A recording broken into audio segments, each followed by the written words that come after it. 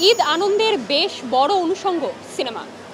বছরের বাকি সময়গুলোয় যাই হোক, ঈদের সময়টায় অনেকেই পরিবার পরিজন নিয়ে প্রেক্ষাগৃহে যান সিনেমা দেখতে।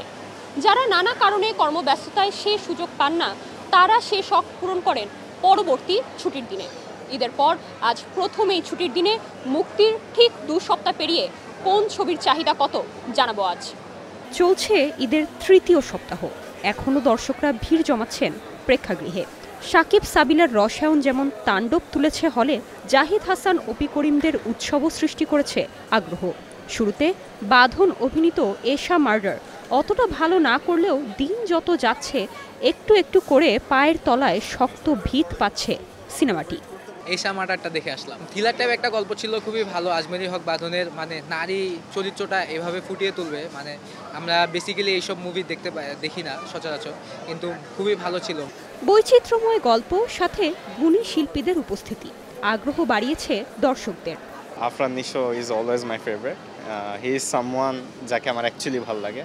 তো লাস্টে তাকে দেখে অ্যাকচুয়ালি ভালো লাগছে যে okay, there is something new to be coming in the next movie. Siam was very good. ভিলেনের রোলে বা একটা স্পয়েল ব্র্যাটের রোলে খুব ভালো লাগছে ওকে। আর হচ্ছে সাবিলারও তো এটা নতুন মুভি, তো সব মিলাই জয় হাসানের জন্য দেখছি। ঈদের ছুটি থাকলেও নানা ব্যস্ততায় হলে যেতে পারেননি অনেকে। তারা ভেবেছিলেন ঈদের 2 সপ্তাহ পেরিয়ে যাওয়ায় হয়তো ভিড় ভাট্টা কিছুটা কম হবে। তবে ঘটেছে ঠিক উল্টো ঘটনা। পরিবার পরিজন নিয়ে এসে টিকিট না পেয়ে হতাশ হয়ে ফিরছেন খালি হাতে। আমরা উৎসব দেখতে এসেছিলাম, কিন্তু টিকিট নেই, হাউসফুল। উৎসব দেখতে আসছি, উৎসব তো পাই না, এই জন্য ইনসাপ পাইছি, ইনসাপ দেখবো আর কি। তাণ্ডব টিকিট পাইনি, হাউসফুল। যারা সিনেমা দেখতে পেরেছেন তারা বেশ খুশি, ভূয়সী প্রশংসা করছেন গল্প ও চরিত্রের। গতকালকে আমরা তাণ্ডব দেখেছি, তো ভালোই ছিল। বাংলাদেশের কনটেক্সটে যথেষ্ট ভালো। It has a lot of twist, so yeah. আর লাস্টের দিকে আমার সবথেকে বেশি ভালো লাগছে, আমি যখন প্রথম নামটা শুনছি যে এশা মার্ডার কর্মফল, এই যে কর্মফল, এই জিনিসটা আমি প্রথমে বুঝি নাই, পরে লাস্টের দিকে যাই পুরো বিষয়টা ক্লিয়ার হতে পারছি। দারুণ লাগছে, সব মিলাই ওভারঅল সেই। দর্শকদের এমন সাড়া পেয়ে খুশি শিল্পীরাও।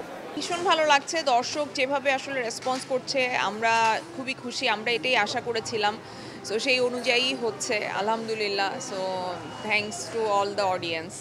শিল্পীরা বলছেন ভালো ছবির প্রতি দর্শকের এই আগ্রহ এগিয়ে নেবে ঢাকাই সিনেমাকে। Nirjona Nusrat, star news.